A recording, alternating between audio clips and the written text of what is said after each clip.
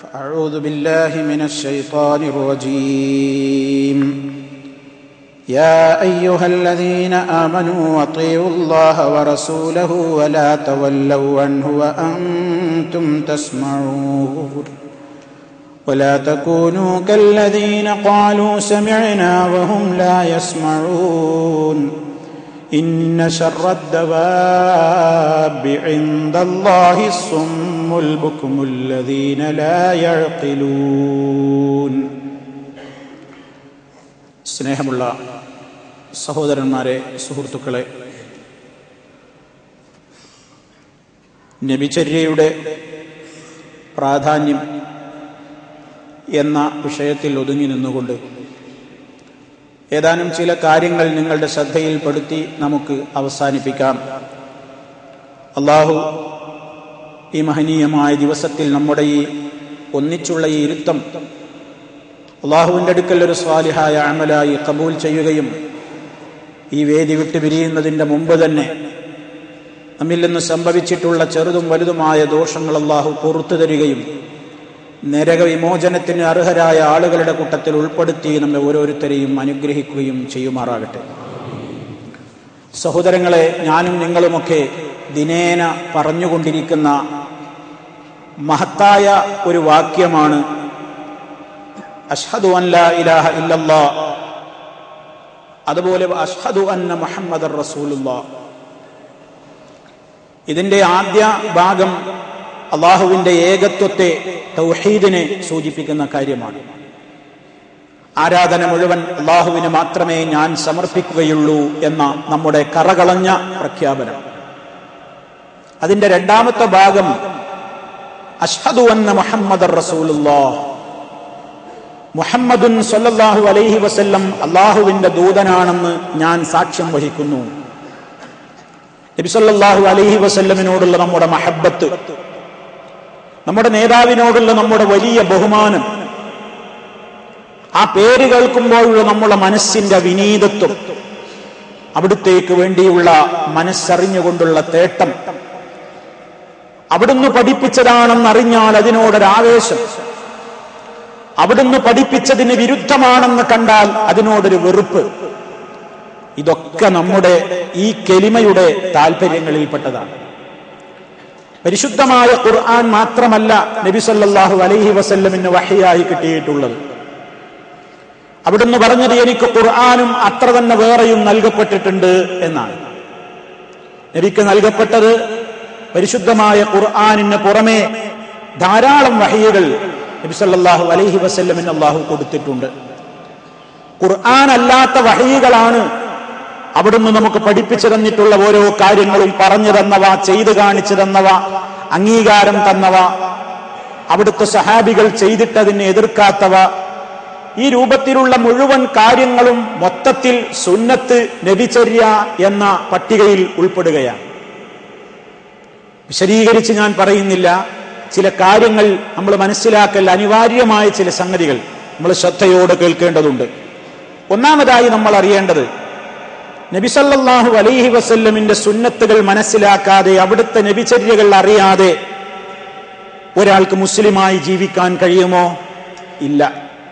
ഞാനിത് പറയുന്നത് ഒരുപാട് പഴച്ച കക്ഷികൾ ജീവിക്കുന്ന ഒരു ലോകത്താണ് നമ്മളും ജീവിക്കുന്നത്. അഹ്ലുൽ ഖുർആൻ സൊസൈറ്റി എന്ന പേരിൽ ഒരു സൊസൈറ്റി തന്നെ ലോകത്തുണ്ട്. അവരവകാശപ്പെടുന്നു എല്ലാം ഖുർആനിലുണ്ട്. ഖുർആനിന് പുറമെ എന്ത് ഹദീസ്? ഖുർആൻ മാത്രം മതി. ഖുർആനാണ് അജയ്യമായ ഗ്രന്ഥം, അത്ഭുതങ്ങളുടെ ഗ്രന്ഥം, അതിലെല്ലാം പറഞ്ഞിട്ടുണ്ട്. പിന്നെ നമുക്കെന്തിനാ വേറൊരു ഹദീസ്?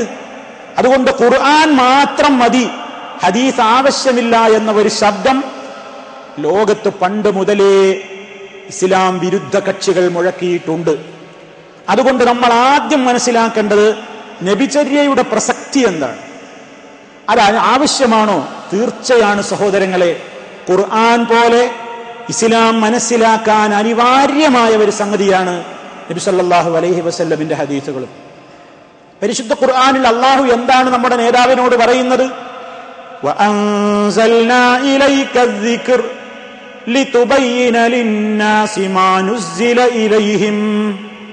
താങ്കളിലേക്ക് ഈ ഉത്ബോധനത്തെ നാം അവതരിപ്പിച്ചു തന്നിട്ടുള്ളത് താങ്കളിലേക്ക് ഈ ഖുർആൻ നാം ഇറക്കി തന്നിരിക്കുന്നു. എന്തിന്? നബിയെ നിങ്ങൾ അതാണ് ഓതി കേൾപ്പിച്ചു കൊടുക്കാനെന്നല്ല. നബി സല്ലല്ലാഹു അലൈഹി വസല്ലമിന് കിട്ടിയ ഖുർആൻ ജനങ്ങൾക്ക് കേവലം ഓതി കേൾപ്പിക്കുന്നതിലൂടെ നബി സല്ലല്ലാഹു അലൈഹി വസല്ലമിന്റെ ഡ്യൂട്ടി തീർന്നിട്ടുണ്ടായിരുന്നില്ല. പിന്നെ എന്താണല്ലോ പറയുന്നത്? ലിതുബയ്യിന ലിന്നാസി, ജനങ്ങൾക്ക് നീ വിവരിച്ചു കൊടുക്കാൻ വേണ്ടി, മാനുസ്സില ഇലൈഹിം, അവരിലേക്ക് അവതരിപ്പിക്കപ്പെട്ടതിന്റെ ഉദ്ദേശം എന്താണെന്ന് നബി തങ്ങൾ വിവരിച്ചു തരണം. ഒരാൾ ഖുർആൻ എടുത്ത് ഒരു ഡിക്ഷണറിയും വെച്ച് വായിച്ചു നോക്കിയാൽ ഖുർആനിലെ വിധിവിലക്കുകൾ മനസ്സിലാക്കാൻ സാധ്യമല്ല. അതുകൊണ്ട് ഹദീസുകളില്ലാതെ പരിശുദ്ധ ഖുർആൻ മനസ്സിലാക്കാൻ സാധ്യമാണെന്ന് ആരെങ്കിലും വാദിക്കുന്നുവെങ്കിൽ അവൻ ഇസ്ലാമിൽ നിന്ന് പുറത്താണ്. ശരിക്കും മനസ്സിലാക്കിക്കൊള്ളിൻ. ഹദീസിന് തള്ളിക്കളയുന്നുവെങ്കിൽ, ഹദീസുകളുടെ ലോകത്തെ തന്നെ മാറ്റിവെക്കുന്നുവെങ്കിൽ അത് ഇസ്ലാം വിരുദ്ധ ശക്തികളുടെ മുദ്രാവാക്യമാണ്. മുസ്ലിമീങ്ങളുടേതോ മുത്തഖീങ്ങളുടേതോ അല്ല എന്ന് കണിശമായി നമ്മൾ അറിയുക. നിങ്ങൾക്ക് മനസ്സിലാകുന്ന 1-2 ഉദാഹരണങ്ങൾ മാത്രം ഞാൻ വിഷയത്തിന്റെ നന്നായി അറിയാൻ വേണ്ടി മാത്രം ചില കാര്യങ്ങൾ പറയാം. ഖുർആനിൽ കാണാം, വസ്സാരിഖു വസ്സാരിഖത്തു ഫഖ്തഉ ഐദിയഹുമാ, മോഷണം നടത്തിയ പുരുഷൻ, മോഷണം നടത്തിയ സ്ത്രീ, നിങ്ങൾ അവരുടെ ഇരുവരുടെയും കൈകൾ മുറിക്കുവീൻ. ഖുർആന്റെ കൽപ്പനയാണ്. കളവ് നടത്തിയ ആണാവട്ടെ പെണ്ണാവട്ടെ കൈ മുറിക്കണം എന്നാണ്. ഇവിടെ ഇപ്പൊ നമ്മൾ ഖുർആൻ ഇങ്ങോട്ട് എടുത്തു നോക്കിയാൽ ഒരു കള്ളനെയും കയ്യിൽ കിട്ടി, അവൻ കളവ് നടത്തിയിട്ടുണ്ട്. ഇവിടെ പല കാര്യങ്ങൾ മനസ്സിലാക്കണം. ഒന്ന്, എത്ര അളവ് മോഷണം നടത്തിയാലാണ് ഈ ശിക്ഷ? ഖുർആനിലില്ല. ചെറിയൊരു മുട്ടുസൂചി കട്ടാലും കൈമുറിക്കോ? ഒരു ചെറിയൊരു വസ്തു മോഷണം നടത്തിയാലും കൈമുറിക്കോ? ഖുർആൻ പറഞ്ഞിട്ടില്ല. ഖുർആൻ പറഞ്ഞത് കളവ് നടത്തിയവൻ. കളവ് നടത്തിയവൻ എന്ന് പറയണമെങ്കിൽ അടക്ക കെട്ടവനും ആന കെട്ടവനും കള്ളൻ തന്നെ നമ്മൾ ചെറുപ്പത്തിൽ പറയാറുണ്ട്. കള്ളൻ തന്നെ. പക്ഷെ കൈ മുറിക്കണം എന്നുണ്ടെങ്കിൽ ഇസ്ലാം പറയുന്നത് എന്താണ്? ലാ ഖത്അ ഇല്ലാ ഫീ റുബഇ ദീനാരിൻ ഫസായിദ, കാൽ ദീനാറ് മൂല്യമുള്ളൊരു വസ്തു അല്ലെങ്കിൽ അതിനേക്കാൾ മുകളിൽ മൂല്യമുള്ളൊരു വസ്തു മോഷണം നടത്തിയവന്റേത് മാത്രമാണ് കൈമുറിക്കുക എന്ന ശിക്ഷയെ അർഹരാക്കി തീർക്കുന്നത്. ഇതെവിടെയാ ഉള്ളത്? ഖുർആനിലുണ്ടോ? ഇല്ല. ഇത് ഹദീസിലേ ഉള്ളൂ. ഹദീസില്ലാതെ ഖുർആൻ മനസ്സിലാക്കാൻ കഴിയൂലാണ് ഞാൻ പറയുന്നത്. ഒരു വിഷയം അത്. ഇനി 2, ഇനി കാൽ ദീനാറിലൊക്കെ അപ്പുറം മൂല്യമുള്ള ഒരു വലിയ വസ്തു തന്നെയാണ് ഒരാൾ മോഷണം നടത്തിയത്. കള്ളൻ പിടിക്കപ്പെട്ടു. ഫഖ്തഊന്ന് ഖുർആൻ പറയുന്നു, നിങ്ങൾ അവന്റെ കൈ മുറിക്കുക. നമ്മൾക്ക് അവന്റെ ശിക്ഷ നടപ്പിലാക്കാൻ അധികാരമുണ്ടോ? എന്റെയും നിങ്ങളുടെയും പറമ്പുന്ന ഒരാൾ കാര്യമായിട്ടൊരു മോഷണം നടത്തി, അയാളെ പിടിച്ചു, കുറ്റമൊക്കെ തെളിയിക്കപ്പെട്ടു. വാ അങ്ങോട്ട് വാ, എന്റെ കൈ ഇവിടെ വെക്ക്, ഒരു മടവാൾ എടുത്തുകൊണ്ട് കുത്തിയാൻ മുറിച്ചു. പാടുണ്ടോ? ഫഖ്തഊ എന്നല്ലേ ഖുർആൻ പറയും. നിങ്ങൾ മുറിക്കുവീൻ. ആരാണ് ഈ നിങ്ങൾ? ഞാനും നിങ്ങളുമാണോ? ഖുർആൻ ഓടുന്നവർ മുഴുവനുമാണോ? അല്ല. അത് നബി തങ്ങളാ വിശദീകരിക്കുന്നത്. ആർക്കായതിന് അധികാരം? അത് ഖാദിക്ക് മാത്രമാണ് അധികാരം. ഇസ്ലാമിക ഗവൺമെന്റ് ഉള്ളയിടത്ത് അവിടുത്തെ ഖാദി നിശ്ചയിക്കുന്ന ആൾക്ക് മാത്രമാണ് ആ നിങ്ങൾ എന്ന് പറയുന്നതിൽ അവർ മാത്രമേ പെടുകയുള്ളൂ. പൊതുജനങ്ങൾ പെടുകയില്ല. 2ാമത്തെ നിയമമായി. എവിടുന്നാ കിട്ടിയത്? നബിചര്യയിൽ നിന്ന്. ഇനി അടുത്തൊരു പ്രശ്നവും ബാക്കിയുണ്ട്. ഖാദി തന്നെയാണ്. കാൽ ദീനാറിൽ അപ്പോഴുള്ള മൂല്യമുള്ള വസ്തു കട്ടു, കുറ്റം തെളിയിക്കപ്പെട്ടു, ഇസ്ലാമിക രാഷ്ട്രത്തിലെ ഖലീഫയുടെ മുമ്പിലെത്തി, എല്ലാം ശരിയായി. ഇനിയിപ്പോ മുറിക്കണം. എവിടെയാ മുറിക്കുക? ഫഖ്തഉ ഐദിയഹുമാ ഖുർആൻ പറഞ്ഞു. കൈ മുറിക്കുകയെന്ന. കൈ എന്ന് പറഞ്ഞാൽ തോളല് മുതൽക്കിട്ട് പെരുവരല് വരെയല്ലേ എല്ലാ സാധനവും കയ്യാ. മുഴുവൻ വെട്ടണോ? എവിടുന്നങ്ങട്ടാ വെട്ടേണ്ടത്? ഖുർആനിലുണ്ടോ? ഇല്ല. ആരാ വിശദീകരിക്കേണ്ടത്? നബി സല്ലല്ലാഹു അലൈഹി വസല്ലം. അവിടുന്ന് വിശദീകരിച്ചു തന്നു ഖുർആനിലെ മറ്റൊരായത്ത് വെച്ചിട്ട്. അതെന്താ? തയമ്മം ചെയ്യേണ്ട കാര്യം പറഞ്ഞപ്പോ ഖുർആൻ പറഞ്ഞു, ഫംസഹൂ ബിവുജൂഹിക്കും വഅയ്ദീക്കും, നിങ്ങൾ നിങ്ങളുടെ മുഖങ്ങളും കൈകളും തടവണം. എന്ത്? മണ്ണുകൊണ്ട് തടവണം തയമ്മം ചെയ്യുമ്പോ. അവിടെ ആ കൈകൾ എന്നതിന് നബിതങ്ങൾ വിശദീകരിച്ചു, അത്തയമ്മുമു ളർബത്തുൽ ലിൽ വജ്ഹി വൽ കഫൈൻ. തയമ്മം എന്ന് പറയുന്നത് ഒന്ന് മുഖം തടവണം, അതുപോലെ ഇരു കൈപ്പത്തികളും തടവണം. അപ്പൊ മനസ്സിലായി എവിടെയാ മുറിക്കേണ്ടത്? കൈപ്പത്തിയാണ് മുറിക്കേണ്ടത്. മുട്ടുമുതൽക്ക് താഴെയല്ല, തോളൽ മുതൽക്ക് താഴെ മുറിക്കാൻ പാടില്ല. ഇത് എവിടുന്നാ കിട്ടിയത്? ഹദീസിൽ നിന്ന്. ഹദീസില്ലാതെ ഞങ്ങൾക്ക് ഖുർആൻ മതി എന്ന് പറഞ്ഞാൽ ഒരാൾക്ക് മുസ്ലിമായി ജീവിക്കാനാവില്ല. 2ാമത്തെ ഉദാഹരണം ഖുർആൻ പറയുന്നു, ഹുർരിമത്ത് അലൈക്കുമുൽ മൈത്തത്തു വദ്ദമു, നിങ്ങൾക്ക് ശവം നിഷിദ്ധമാണ്, ചത്തത് തിന്നാൻ പാടില്ല. വദ്ദമു രക്തവും നിഷിദ്ധമാണ്, നജസാണ്, കുടിക്കാൻ പാടില്ല. ഇതിപ്പോ പരിശുദ്ധ ഖുർആനിൽ ഖുർആൻ മാത്രം മതി എന്ന് പറയുന്ന ഒരുത്തൻ എങ്ങനെയാ മത്തി തിന്നുക, അവനെങ്ങനെയാ അയില കൂട്ടുക, അവനെങ്ങനെയാ ചെമ്മീൻ കൂട്ടുക, ജീവുള്ള സാധനത്തൊക്കെ പിടിച്ചിട്ട് ഇങ്ങനെ ഇറക്കണ്ടേ?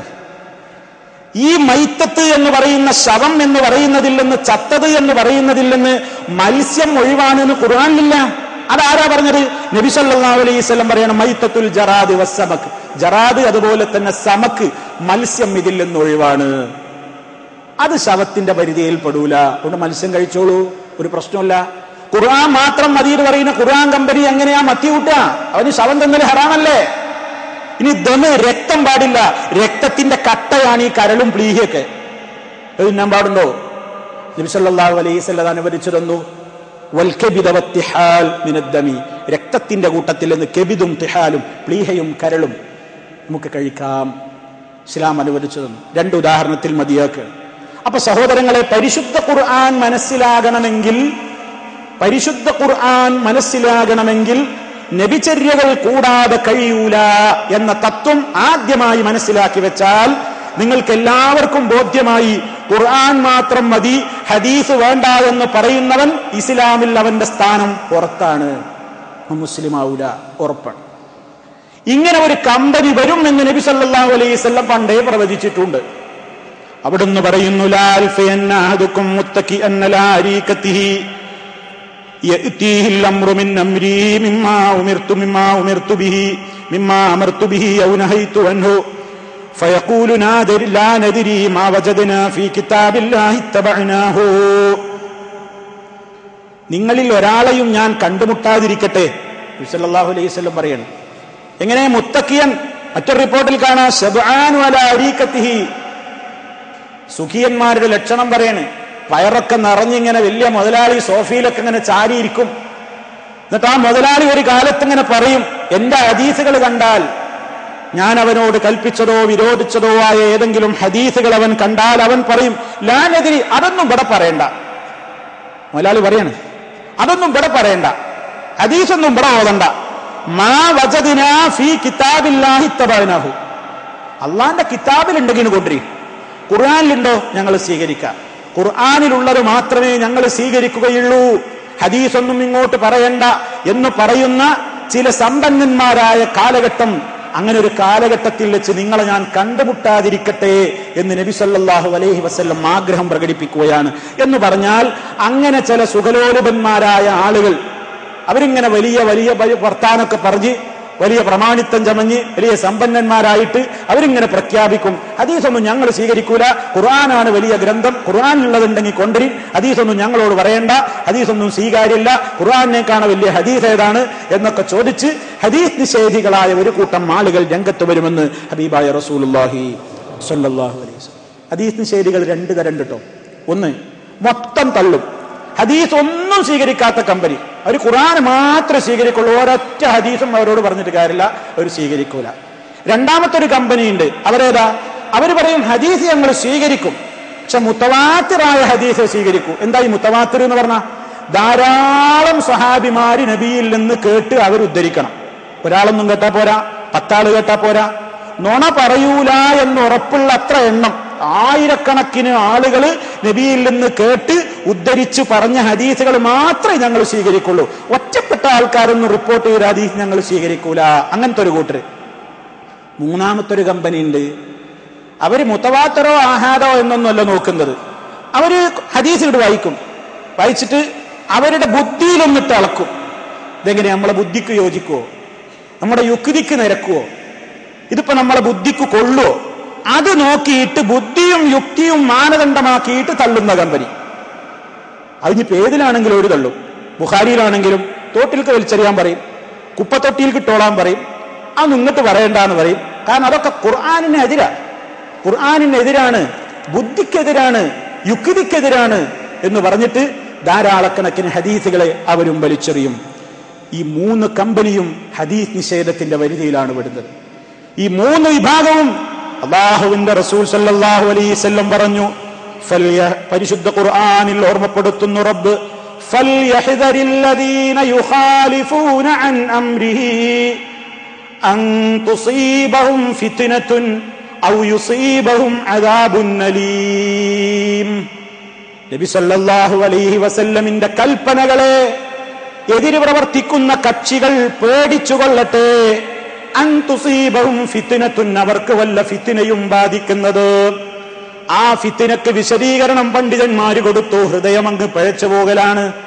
നബി സല്ലല്ലാഹു അലൈഹി വസല്ലമിന്റെ ഹദീസുകളെ പുച്ഛിച്ചു കഴിഞ്ഞാൽ, നബി തങ്ങളുടെ ഹദീസുകളെ വലിച്ചെറിഞ്ഞാൽ, നബി തങ്ങളുടെ സുന്നത്തുകളോട് പരിഹാസ സമീപനം സ്വീകരിച്ചു കഴിഞ്ഞാൽ അവന്റെ ഹൃദയത്തിൽ പിന്നീടൊരു വക്രത വരികയാണ്. ആ വക്രത വന്നു കിട്ടിയാൽ പിന്നെ ഒരു സത്യവും സ്വീകരിക്കാൻ പിന്നെ ആ മനസ്സ് പാകപ്പെടുകയില്ല. അവൻ വഴിപിഴച്ചു പോകും, അവൻ തെറ്റിപ്പോകും, അവന് ശിക്ഷ വരും. അവന് ഇഹത്തിലും പരത്തിലും അല്ലാഹുവിങ്കൽ നിന്ന് കോപമുണ്ടാകും, ശിക്ഷയുണ്ടാകും. അത്ര ഭയങ്കര മാരകമാണ് നബിതങ്ങളുടേതെന്ന് സ്ഥിരപ്പെട്ട് കഴിഞ്ഞിട്ടുള്ള ഒരു വാക്യത്തെ പോലും തള്ളിക്കളയുന്നു. എന്നാ മുസ്ലിമീങ്ങളായ നമ്മുടെ സമീപനം എന്താണ് പ്രിയമുള്ളവരെ? അഷ്ഹദു അന്ന മുഹമ്മദ് റസൂലുള്ളാഹി എന്ന് പറയുന്ന നമുക്കുണ്ടായിരിക്കേണ്ട ഗുണം പരിശുദ്ധ ഖുർആൻ പറയുന്നു, വമാ ആതാകുമുർ റസൂലു ഫഖുദൂഹു വമാ നഹാകും അൻഹു ഫന്തഹൂ. റസൂൽ നിങ്ങൾക്ക് എന്തൊന്ന് കൊണ്ടുവന്നു തന്നുവോ നിങ്ങളത് സ്വീകരിക്കൂ. നിങ്ങളെ ബുദ്ധിക്ക് യോജിക്കുന്നത് മാത്രം സ്വീകരിച്ചോളിൻ, അല്ലാത്തതാണ് മാറ്റിവെച്ചോളിൻ എന്നല്ല. വമാ ആതാകുമുർ റസൂലു, റസൂല് നിങ്ങൾക്ക് എന്തൊന്ന് കൊണ്ടുവന്നുവോ ഫഖുദൂഹു, അത് നിങ്ങൾ മുറുകെ പിടിക്കൂ. വമാ നഹാകും അൻഹു ഫന്തഹൂ, അവിടുന്ന് നിങ്ങളോട് എന്തൊന്ന് വിരോധിച്ചുവോ അതിൽ നിന്ന് നിങ്ങൾ മുഴുവനായും വിട്ടു നിൽക്കൂ. ഇതാണ് അള്ളാന്റെ കൽപ്പന. അതാണ് നമുക്കുള്ള ഏറ്റവും വലിയ ബാധ്യത. സത്യവിശ്വാസികളുടെ സ്വഭാവം എന്താ? ഇന്നമാ കാന ഖൗലൽ മുഅ്മിനീന ഇദാ ദുഊ ഇലല്ലാഹി വറസൂലിഹി ലിയഹ്കുമ ബൈനഹും അൻ യഖൂലൂ സമിഅനാ വഅതഅനാ വഉലൈക ഹുമുൽ മുഫ്ലിഹൂൻ. സത്യവിശ്വാസികളുടെ വാക്കെന്തായിരിക്കും? അവരിങ്ങനെ മാത്രം പറയുന്നവരാണ്. എപ്പോൾ? ഇദാ ദുഊ ഇലല്ലാഹി വറസൂലിഹി, വരൂ, അല്ലാഹുവിലേക്ക് വരൂ എന്ന് പറഞ്ഞാൽ ഈ ഖുർആൻ സ്വീകരിക്കൂ. വറസൂലിഹി, അവന്റെ റസൂലിലേക്ക് വരൂ. ഹദീസ് സ്വീകരിക്കൂ, ഖുർആൻ സ്വീകരിക്കൂ, ഇസ്ലാമിന്റെ നിയമം സ്വീകരിക്കൂ എന്ന് വിളിക്കപ്പെട്ട് കഴിഞ്ഞാൽ അതേ സത്യവിശ്വാസികൾ എന്താ പറയുക? സമിഅനാ വഅതഅനാ, ഞങ്ങൾ കേട്ടിരിക്കുന്നു, ഞങ്ങൾ കേട്ടു. അതഅനാ, ഞങ്ങൾ അനുസരിച്ചിരിക്കുന്നു. കേൾക്കുക മാത്രല്ല, കേൾക്കൽ രണ്ട് നിലക്കുണ്ട്. കേട്ടിട്ട് കേൾക്കാത്തവനെ പോലെ ഉണ്ട്. ഇതല്ല, ഞങ്ങൾ കേട്ടു, ഞങ്ങൾ അനുസരിച്ചു. വഉലൈക ഹുമുൽ മുഫ്ലിഹൂൻ, അവരെ മാത്രമാണ് വിജയം വരിച്ച കക്ഷികൾ. അല്ലാഹു നമ്മെ അത്തരക്കാരിൽ ഉൾപ്പെടുത്തട്ടെ. ഇസ്ലാമിന്റെ ഒരു നിയമമാണ് കണ്ട അതിനോടൊരു വിനയം, അതിനെ ചോദ്യം ചെയ്യാതിരിക്കുക, അതിനെ പരിഹസിക്കാതിരിക്കുക, അതിനെ എതിർക്കാതിരിക്കുക. അവരാണ് വിജയികൾ. അതേ അവസരത്തിൽ മനസ്സിൽ രോഗമുള്ളവന്റെ ലക്ഷണം എന്താ? മുനാഫിഖ് എന്താ ചെയ്യാന്ന് ഖുർആൻ പറയുന്നു. വയഖൂലൂന ആമന്നാ ബില്ലാഹി വബിർറസൂലി വഅതഅനാ, മുനാഫിഖുകൾ പറയും ഞങ്ങളെ അല്ലാഹുവിൽ വിശ്വസിച്ചിരിക്കുന്നു, റസൂലിലും വിശ്വസിച്ചിരിക്കുന്നു, ഞങ്ങൾ അനുസരിച്ചിരിക്കുന്നു എന്നും അവർ പറയും. സുമ്മ യതവല്ലാ ഫരീഖും മിൻഹും മിൻ ബഅദി ദാലിക്, അതൊക്കെ പറയും, തൊള്ള കൊണ്ട് പറയുമെന്നതല്ലാതെ അവരവരുടെ ജീവിതത്തിൽ അതിൽ നിന്ന് പിന്തിരിയുകയാണ്. വമാ ഉലൈക ബിൽ മുഅ്മിനീൻ, അവർ സത്യവിശ്വാസികളല്ല തന്നെ. നാവുകൊണ്ട് ഇങ്ങനെ പറയാ, ജീവിതത്തിലേ ഉണ്ടാവില്ല. വഇദാ ദുഊ ഇലല്ലാഹി വറസൂലിഹി ലിയഹ്കുമ ബൈനഹും, ഖുർആനിലേക്ക് വരൂ, റസൂലിലേക്ക് വരൂ, അല്ലാഹുവിലേക്ക് വരൂ എന്ന് അവരെ വിളിക്കപ്പെട്ട് കഴിഞ്ഞാൽ ഇദാ ഫരീഖും മിൻഹും മുഅ്രിദൂൻ, അവരിൽ നിന്നും ഒരു സംഘമതാ പിന്തിരിഞ്ഞു പോകുന്നു. ഞങ്ങളെ കിട്ടൂല, ഞങ്ങൾക്ക് പറ്റൂല, ഞങ്ങൾക്ക് ബുദ്ധി യുക്തിയുടെ മതമാണ് ഇസ്ലാം, അത് ഖുർആനിലാണെങ്കിലും ഹദീസിലാണെങ്കിലും ഞങ്ങളെ ബുദ്ധിക്ക് യോജിക്കുന്നതേ ഞങ്ങൾ സ്വീകരിക്കുള്ളൂ എന്ന് പറഞ്ഞുകൊണ്ട് അവരുത്തുള്ളൂ. അതേ അവസരത്തിൽ ഈ സമീപനാണോ മുസ്ലിമീങ്ങൾക്ക് വേണ്ടത്? അല്ലാഹ് എന്താ പറഞ്ഞിട്ടുള്ളത്? യാ അയ്യുഹല്ലദീന ആമനു സ്തജീബൂ ലില്ലാഹി വലിർറസൂലി ഇദാ ദഅാകും ലിമാ യുഹ്യീകും വഅലമൂ അന്നല്ലാഹ യഹൂലു ബൈനൽ മർഇ വഖൽബിഹി വഅന്നഹു ഇലൈഹി തുഹ്ശറൂൻ. സത്യവിശ്വാസികളെ, ഇസ്തജീബൂ, അള്ളാന്റെ വിളിയാണ്, നമ്മളെല്ലാരും വിളിക്കണം. മുഅ്മിനീങ്ങളെ, വിശ്വാസികളെ, ഇസ്തജീബൂ, നിങ്ങൾ ഉത്തരം നൽകൂ. ലില്ലാ, അള്ളാന്റെ വിളിക്ക് ഉത്തരം ചെയ്യൂ. വലിർ റസൂലി, റസൂലിനും ഉത്തരം ചെയ്യൂ. ഇദാ ദആകും ലിമാ യുഹീകും, നിങ്ങൾക്ക് ജീവൻ നൽകുന്ന കാര്യത്തിന് അവർ വിളിക്കുമ്പോൾ അള്ളങ്ങളെ വിളിച്ചാ ഉത്തരം കൊടുക്കണം. എന്താ അള്ളാന്റെ വിളി? അള്ളാന്റെ കൽപ്പന, അള്ള വിരോധിച്ച കാര്യങ്ങൾ ചെയ്യരുതേ എന്ന പ്രഖ്യാപനം. നബിതങ്ങളുടെ വിളി എന്താ? നബിതങ്ങൾ പഠിപ്പിച്ചു തരുന്ന കാര്യങ്ങൾ, അവിടുന്ന് ചെയ്യാൻ നിർദ്ദേശിക്കുന്നത്, അതൊക്കെ ജീവിതത്തിൽ പാലിക്കുക. അതിലൂടെയാണ് ജീവിതം എന്നാണ്. ജീവിതം ഖുർആനും ഹദീസും അനുസരിച്ചുള്ള ജീവിതത്തിലൂടെയാണ്. വഅലമൂ, നിങ്ങൾ അറിയണം, അന്നല്ലാഹ യഹൂലു ബൈനൽ മർഇ വഖൽബിഹി, അള്ള മനുഷ്യന്റെയും അവന്റെ കൽബിന്റെയും ഇടയിൽ മറയിടും കേട്ടോ. അള്ളാന്റെ കൽപ്പന, നബിതങ്ങളുടെ കൽപ്പന ഒരാൾ മാനിക്കാതായാൽ അവന്റെ ഹൃദയത്തിൽ പിഴവ് വരും.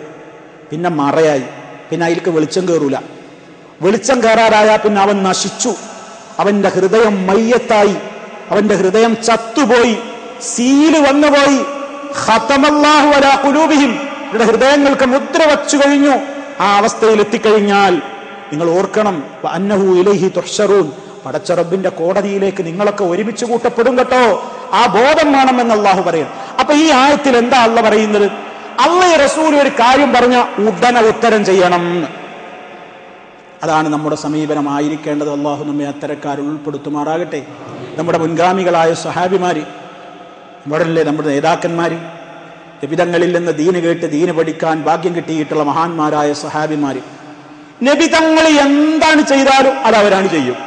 നിങ്ങളൊന്ന് നോക്കൂ, അവരുടെ ഒരു വിനയം, അവരുടെ ഒരു അനുസരണബോധം, അവരുടെ ഒരു അച്ചടക്കം. നബി എന്താണോ കൽപ്പിച്ചത് അത് ഉടനെയാണ് ചെയ്യണം. അപ്പൊ നിങ്ങൾ നോക്കൂ, ഒരിക്കൽ നബി സല്ലല്ലാഹു അലൈഹി വസല്ലം ഈ സ്വർണം പുരുഷൻ ധരിക്കൽ ഹറാമാക്കുന്നതിന്റെ മുമ്പ് അള്ളാന്റെ റസൂൽ പൊന്നുകൊണ്ടൊരു മോതിരം ഉണ്ടാക്കി. സ്വർണം കൊണ്ടൊരു മോതിരം ഉണ്ടാക്കിയിട്ട് നബി കയ്യിലണിഞ്ഞു. സഹാബികളുടെ ഇടയിലേക്ക് വന്നു, എല്ലാവരും പൊന്നുകൊണ്ട് മോതിരം ഉണ്ടാക്കി കയ്യിലണിഞ്ഞു. ഒന്നുമില്ല, അള്ളാന്റെ റസൂൽ അങ്ങനെ ഉണ്ട്. അപ്പൊ അവരുണ്ടാക്കി. പിന്നെ നബി സല്ലല്ലാഹു അലൈഹി വസല്ലം ഫനബഹു, അത് പാടില്ലാർന്ന് ഒഴിവാക്കി. എന്നിട്ട് പറഞ്ഞു, ലാ അൽബസുഹു അബദാ, ഇനി ഒരിക്കലും ഞാൻ പൊന്നിന്റെ മോതിരം ധരിക്കൂലാന്ന്. ഫനബദന്നാസു ഖവാതീമഹും, ജനങ്ങളൊക്കെ ഓലെ പൊന്നിന്റെ മോതിരം ഒഴിവാക്കി. നബി തങ്ങൾ എന്താണ് പറഞ്ഞു? എന്താ നബി നിങ്ങൾ അങ്ങനെ ചെയ്ത്, ഇപ്പം തങ്ങൾ ഇങ്ങനെയെന്ന് ആ ചോദ്യം ചെയ്യണമൊന്നുമില്ല. റസൂൽ സല്ലല്ലാഹു അലൈഹി വസല്ലം എന്താണ് ചെയ്താണ്ട് അവരും ചെയ്യും, അപ്പൊ ചെയ്യും. അതിനെപ്പറ്റി വേറെ ചിന്തയൊന്നുമില്ല. നിങ്ങൾ നോക്കൂ, മറ്റൊരു ഉദാഹരണം. ഒരിക്കൽ നബി സല്ലല്ലാഹു അലൈഹി വസല്ലം നിസ്കരിക്കാൻ നിൽക്കുകയാണ്. കാലിൽ ചെരുപ്പിട്ടിട്ടാണ് നിസ്കരിക്കാൻ നിൽക്കുന്നത്. കാലിൽ ചെരുപ്പോ ഷൂവോ ഒക്കെ അണിഞ്ഞിട്ട് വൃത്തിയുള്ള ചെരുപ്പോ ഷൂവോ ഒക്കെ ആണെങ്കിൽ നിസ്കരിക്കുന്നതിന് വിരോധമൊന്നുമില്ല കേട്ടോ. ആരും തെറ്റിദ്ധരിക്കണ്ട എന്ന് വിചാരിച്ച് നാളെ അടുത്ത വെള്ളിയാഴ്ച എല്ലാവരും ഷൂട്ട് കാർപ്പറ്റിൽ കയറണമെന്നല്ല. ഒരുത്തൻ പുറത്തു വെച്ച് അതിന് സൗകര്യമുള്ള മരുഭൂമിയിലോ നിലത്തോ വെച്ച് നിസ്കരിക്കുകയാണ്. അപ്പൊ കാലിൽ ചെരുപ്പുണ്ട് അല്ലെങ്കിൽ ഷൂ ഉണ്ട്, നിങ്ങൾക്ക് അങ്ങനെ തന്നെ നിന്ന് നിസ്കരിക്കുക, നജസ്സൊന്നും ഇല്ലെങ്കിൽ. അത് ഇസ്ലാമിന്റെ ഒരു മസ്അല വേറെ പറഞ്ഞാണ്. ശരി. അപ്പൊ റസൂലുള്ള സഹാബത്തിനെയും കൂട്ടിയിട്ട് ഒരിക്കൽ ഇങ്ങനെ നിസ്കരിക്കുമ്പോ നബിതങ്ങൾ ഇങ്ങനെ കാലിൽ ചെരുപ്പ് ഇട്ടിട്ടാണ് നിസ്കരിക്കുന്നത്. അങ്ങനെ കുറച്ച് കഴിഞ്ഞപ്പോ നബി സല്ലല്ലാഹു അലൈഹി വസല്ലം എന്ത് ചെയ്തു? ആ ചെരുപ്പണ്ട് ഊരി. ചെരുപ്പ് ഊരിയിട്ട് നബി അതിന്റെ ഇടത് ഭാഗത്തേക്ക് മാറ്റി വെച്ചു. അപ്പൊ എല്ലാ സഹാബന്മാരും ചെരുപ്പ് ഊരി ഇടത് ഭാഗത്തേക്ക് മാറ്റി വെച്ചു.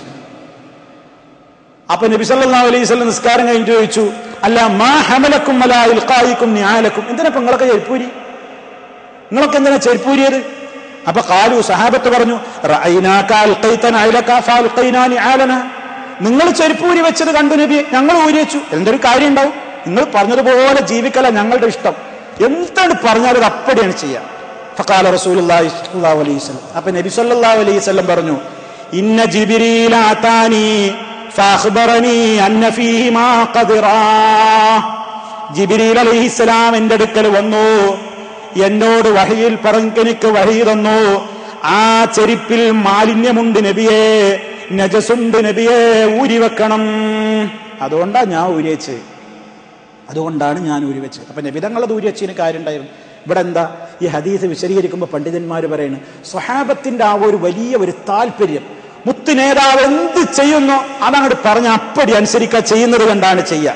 നിങ്ങൾ നോക്കൂ, നബി സല്ലല്ലാഹു അലൈഹി വസല്ലം ആദ്യകാലത്ത് തിരിഞ്ഞ് നിസ്കരിച്ചിരുന്നത് എങ്ങോട്ടാ? ബൈത്തുൽ മുഖദ്ദസിലേക്കാണ്. ബൈത്തുൽ മുഖദ്ദസിലേക്ക് തിരിഞ്ഞിട്ടാണ് നബിയും സഹാബത്തൊക്കെ നിസ്കരിച്ചിരുന്നത്. മദീനയിൽ എത്തിയിട്ട് 16-17 മാസക്കാലം പിന്നെ അങ്ങനെ തന്നെ ചെയ്തിരുന്നത്. അങ്ങനെ പിന്നീടാണ് ഈ ആയത്തിറങ്ങുന്നത്, ഫവല്ലി വജ്ഹക ശത്റൽ മസ്ജിദുൽ ഹറാം, മസ്ജിദുൽ ഹറാമിലേക്ക് തിരിഞ്ഞുകൊണ്ട് നമസ്കരിക്കുക എന്ന കൽപ്പന വന്നത്. അങ്ങനെ ഈ വിവരം അറിയാതെ ഖുബായിലുള്ള ആളുകള് നിസ്കരിച്ചുകൊണ്ടിരിക്കുകയാണ്. ഹദീസിൽ നമുക്ക് കാണാം, ബൈത്തുൽ മുഖദ്ദസിന്റെ നേരെ തന്നെ നിസ്കരിച്ചുകൊണ്ടിരിക്കുകയാണ് സഹാബിമാർ ഈ വിവരം അറിയാതെ. അപ്പോഴാണ് റസൂലുള്ളാഹിന്റെ കൂടെ ഈ ആയത്ത് കേട്ട് പഠിച്ചു മനസ്സിലാക്കിയിട്ടൊരു സഹാബി വന്നിട്ട് പറഞ്ഞു, ഓ ഖുബാവാസികളെ, നിങ്ങൾക്കറിയില്ലേ ഖുർആൻ ഇറങ്ങിയിട്ടുണ്ട്, ഖിബില മാറ്റപ്പെടുത്തിയിട്ടുണ്ട്, കഅബയിലേക്ക് തിരിയണം എന്ന കൽപ്പന വന്നിട്ടുണ്ട്. അപ്പൊ എന്താ നിസ്കരിച്ചുകൊണ്ടിരിക്കുന്ന സഹാബിമാർ വിചാരിച്ചത്, നമ്മളാണെങ്കിൽ അതാ തുടങ്ങിയ നിസ്കാരം എന്തേലും ഒന്നതാട്ടെ, ഇത് കഴിഞ്ഞിട്ട് ബാക്കി നോക്കാം. അല്ല, അത് കേട്ട മാത്രയിൽ നേരെ വിടുതിരിഞ്ഞു. നിസ്കാരം സലാം വീട്ടാനൊന്നുമില്ല, അതേ നിസ്കാരത്തിൽ തന്നെ അടിതിരിഞ്ഞു. ഇന്നും മദീനയിൽ പോയാൽ ആ സ്ഥാനത്തൊരു പള്ളി നിർമ്മിക്കപ്പെട്ടത് കാണാം. എന്താ പള്ളിയുടെ പേര്? മസ്ജിദുൽ ഖിബിലതൈൻ, രണ്ട് ഖിബിലയുള്ള പള്ളിയിൽ എന്ന് പറഞ്ഞ ആ പള്ളി നിന്ന സ്ഥാനത്ത് വെച്ച് രണ്ട് ഖിബിലയിലേക്ക് നിസ്കരിച്ചിട്ടുണ്ട്. ബൈത്തുൽ മുഖദ്ദസിലേക്ക് നിസ്കരിച്ചു, പകുതി നിസ്കാരം, കുറച്ച് കഴിഞ്ഞേക്ക് നെടുതിരിഞ്ഞു. അപ്പൊ അത്രയും ഉടനെ കൽപ്പന കേട്ട മാത്രയിൽ അങ്ങ് സ്വീകരിക്കുന്ന പ്രകൃതക്കാരായിരുന്നു അവര്. ഇനി അടുത്ത സംഭവം നോക്കൂ. അനസ് റളിയല്ലാഹു തആല എന്ന് പറയണം, ഞാൻ അബൂ തൽഹ എന്ന് പറയുന്ന അബ്കാരി കോൺട്രാക്ടറുടെ വീട്ടിലെ തൊഴിലാളിയായിരുന്നു. അബൂ തൽഹ എന്ന് പറഞ്ഞാൽ അന്ന് മദീനയിലെ വലിയ കള്ള് കച്ചവടക്കാരനാണ്. അബൂ തൽഹത്തുൽ അൻസാരി റളിയല്ലാഹു അൻഹു. കള്ള് ഹറാമാകുന്ന കാലത്തിന്റെ മുമ്പുള്ള കാര്യം പറയുന്നു. ഗോഡൌണുകളിൽ ധാരാളമായി മദ്യം ശേഖരിച്ചു വെച്ച് ധാരാളം ആളുകൾക്ക് വിളമ്പിക്കൊടുക്കുന്ന വലിയ കച്ചവടം നടത്തിയിരുന്ന, നമ്മുടെ ഭാഷയിൽ പറഞ്ഞ ഒരു അബ്കാരി കോൺട്രാക്ടർ. അത്ര വലിയ കള്ളിന്റെ ബിസിനസ് നടത്തിയിരുന്ന അബൂ തൽഹയുടെ വീട്ടിൽ ഞാനിങ്ങനെ ആളുകൾക്ക് കള്ള് വിളമ്പിക്കൊണ്ടിരിക്കുകയാണ്.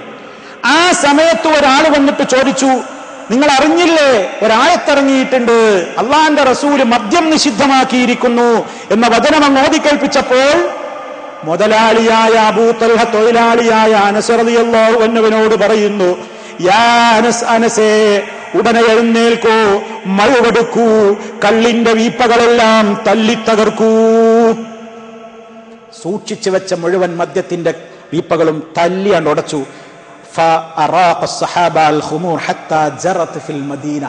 മദീനയിലൂടെ കള്ളൊഴുകി. നമ്മളാണെങ്കിൽ എന്താ പറയാ, നമ്മളൊരു നിയമം പഠിച്ചാൽ എന്താ പറയാ, അത് തൽക്കാലം ഇപ്പൊ ഈ വെച്ചോക്കെ എന്നാണ് കഴിയട്ടെ, ഇത്രയും വാറ്റുണ്ടാക്കി പാടുപെട്ടതല്ലേ, നിയമമൊക്കെ പിന്നെ ഇതിപ്പോ ആരോടാ സമാധാനം പറയാ. അതുകൊണ്ട് ഇതൊന്നും എന്തെങ്കിലും ആട്ടെ, എന്നിട്ട് നോക്കാം ആയത്തും ഹദീസൊക്കെ. ആയത്തൊക്കെ അങ്ങനെ ഉണ്ട്, ഹദീസൊക്കെ അങ്ങനെ ഉണ്ട്, ശരിയാണ്, ഇപ്പൊ ഈ കാര്യം ഒന്നും കഴിയട്ടെ, കുറച്ച് കഴിയട്ടെ. ഇല്ല, സഹാബത്ത് എത്ര ലക്ഷക്കണക്കിന് ദിർഹമിന്റെ ഉണ്ടാവും, വലിയ മൂല്യമുള്ള വലിയ വലിയ കള്ളാണ് നാം. അങ്ങനത്തെ നല്ല മുന്തിരിയുടെ നല്ല വാറ്റ് സാധനം ഒഴുക്കിക്കളഞ്ഞു. എന്താ? കൽപ്പന കേട്ട മാത്രയിൽ അത് സ്വീകരിക്കുന്ന പ്രകൃതക്കാരായിരുന്നു സഹാബത്ത്. ഇനി അടുത്തൊരു സംഭവം നോക്കൂ.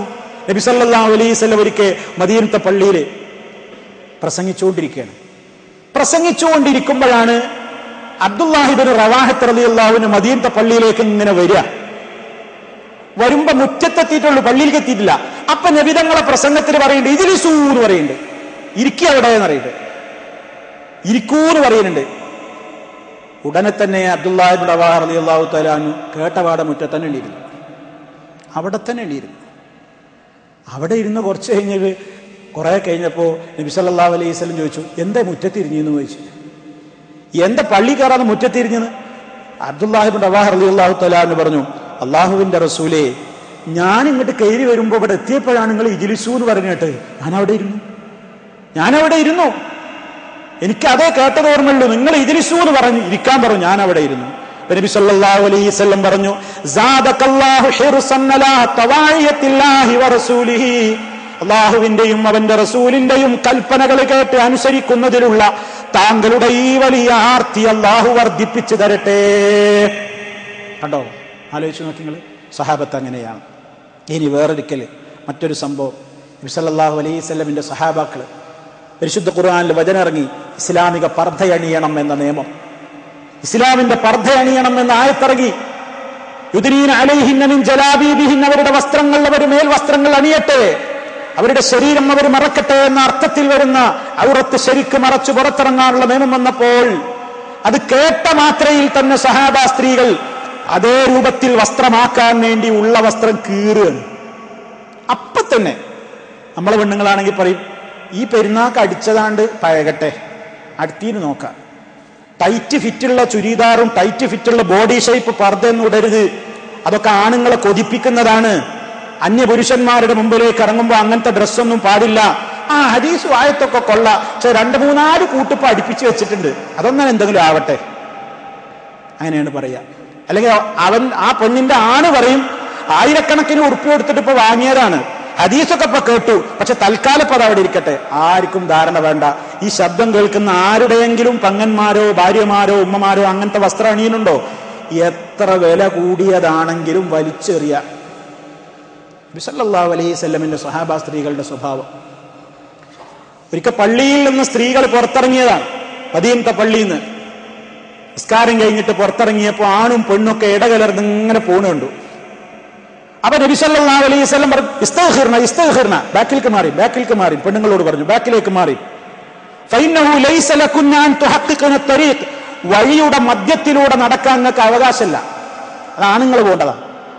വഴിയുടെ മധ്യം ചേർന്ന് നിങ്ങൾ നടക്കരുത്. അലൈകുന്ന ബിഹാഫാത്തി തരീഖ്, വഴിയുടെ ഓരം ചേർന്ന് നടക്കുക. ഒരു സൈഡിലേക്ക് ആണുങ്ങളെ തൊടാനാവാതെ മാറി ഒരു സൈഡിലേക്ക് ചേർന്ന് നടക്കൂ. ഈ കൽപ്പനയാണ് കേട്ടപ്പോ തന്നെ.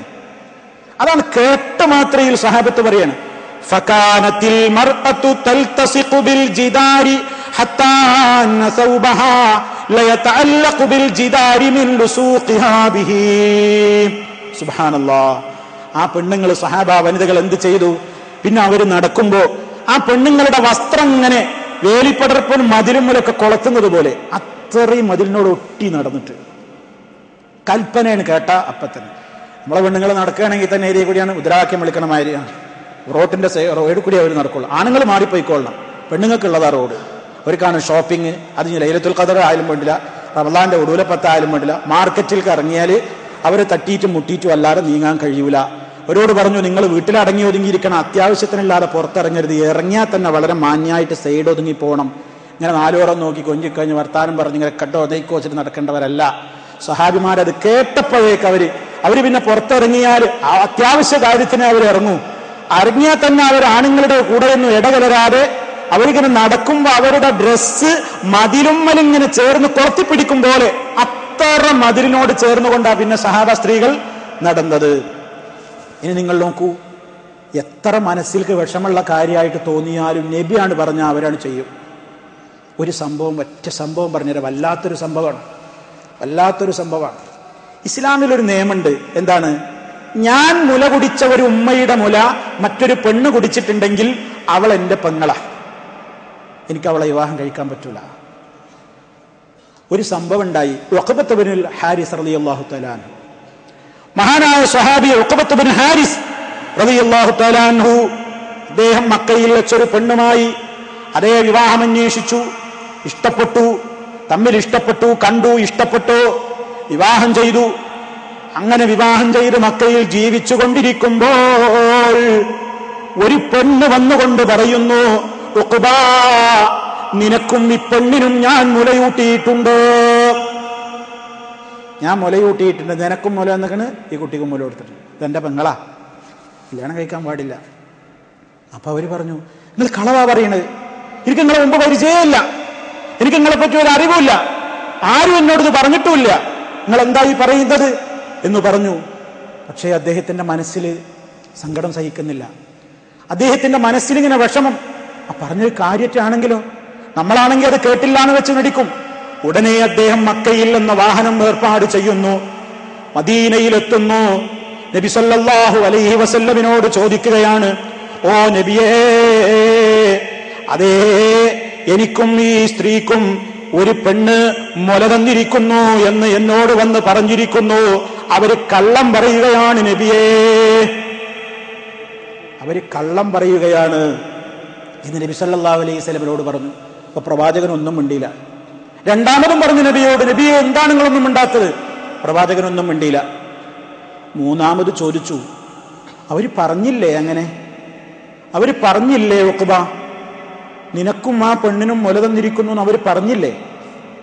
അതുകൊണ്ട് ഫാരിഖ്ഹ ദഅഹ, നീ അവളെ വിട്ടേക്ക്, നിനക്ക് അവളെ പറ്റൂല, ഒഴിവാക്കിയേക്ക്.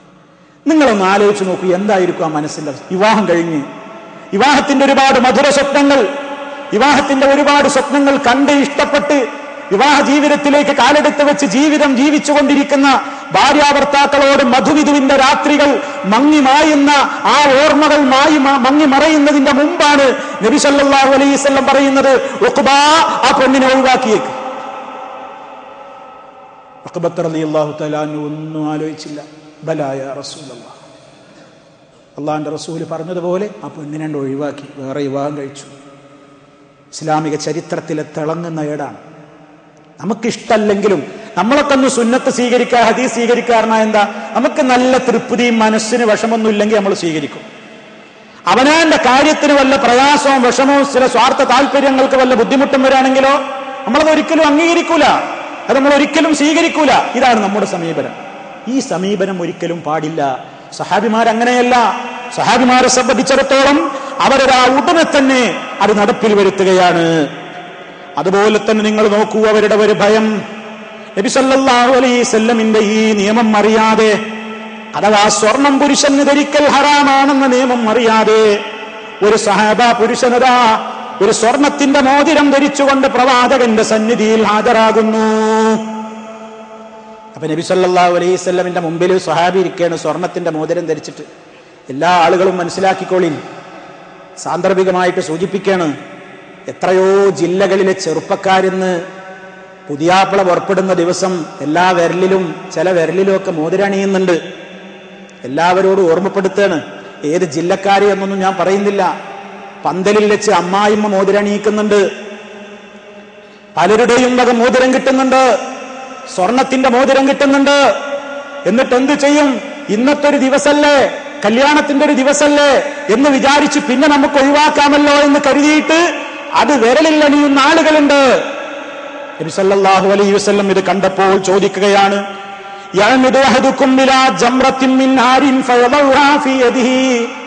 നിങ്ങളിൽ ഒരാൾ ഒരു തീക്കട്ട തന്റെ കയ്യിൽ വെക്കുമോ? ഒരു തീയിന്റെ കട്ട നിങ്ങളിൽ ഒരാൾ കയ്യിൽ വെക്കുമോ? ഉടനെ സഹാബത്ത് പറയുന്നു, ലാ, ഇല്ല നബിയേ, അതെങ്ങനെ സാധിക്കും? അങ്ങനെ നബി സല്ലല്ലാഹു അലൈഹി വസല്ലം ആളൻ വിളിച്ച് ആ മോതിരം ഊരി ഒരൊറ്റ ഏറാണ്. സ്വർണത്തിന്റെ മോതിരം ഊരി വലിച്ചെറിഞ്ഞു. നബി തങ്ങൾ ദേഷ്യപ്പെട്ട് ഇറങ്ങിപ്പോയി. കുറച്ചു കഴിഞ്ഞപ്പോ സഹാബത്ത് പറഞ്ഞു, നിങ്ങളത് എടുത്ത് ഉപയോഗിച്ചോളി, നിങ്ങൾക്കല്ലേ പറ്റാത്തുള്ളൂ, കുടുംബത്തിൽ ആർക്കെങ്കിലും കൊടുത്തൂടെ? ആ സമയത്ത് സഹാബി പറയുന്നു, ലാ വല്ലാഹി ലാ ആഖുദുഹു വഖദ് തറഹു റസൂലുള്ളാഹി സ്വല്ലല്ലാഹു അലൈഹി വസല്ലം. അല്ലാഹുവിന്റെ റസൂല് വലിച്ചെറിഞ്ഞ ഒരു സാധനം ഇനി ഞാൻ തൊടൂല. അവിടുത്തെ കൈ കൊണ്ട് ഊരിയെറിഞ്ഞ ഒരു സാധനം ഇനി എനിക്ക് വേണ്ട. അതെത്ര മൂല്യമുള്ളതാണെങ്കിലും എനിക്ക് വേണ്ട എന്ന് പറഞ്ഞുകൊണ്ട് നബി സല്ലല്ലാഹു അലൈഹി വസല്ലം ഊരിയെറിഞ്ഞ സാധനം പിന്നെ തൊടാൻ ആ സഹാബി തയ്യാറാകുന്നില്ല. അതാണ് അവരുടെ ജീവിതം. നമ്മൾ ആലോചിച്ച് നോക്കണം. നബി സല്ലല്ലാഹു അലൈഹി വസല്ലമിന്റെ ഹദീസുകളോട് നമ്മൾ സ്വീകരിക്കേണ്ടുന്ന സമീപനം എന്താണ്? ഈ ചരിത്രങ്ങളിൽ നിന്ന് 5-8 കാര്യങ്ങൾ ഞാൻ നിങ്ങളെ കേൾപ്പിച്ചില്ലേ? ഇതില്ലെന്ന് നമ്മൾ മനസ്സിലാക്കണം. നബിതങ്ങൾ എന്തെന്ന് പറഞ്ഞാലും അത് നമ്മുടെ ജീവിതത്തിൽ കൊണ്ടുവരാൻ കഴിയുന്നത്ര നമ്മൾ ശ്രമിക്കണം. നമ്മുടെ ബുദ്ധിക്ക് യോജിക്കുന്നില്ലെന്ന് പറഞ്ഞുകൊണ്ട് തള്ളരുത്. എപ്പോഴും ഞാൻ പറയുന്ന ഉദാഹരണമാണ്. ഇന്ന് ഭൂരിപക്ഷം ആളുകളെയും നിങ്ങൾ നോക്കൂ, വല്ലാത്തൊരു സങ്കടല്ലേ?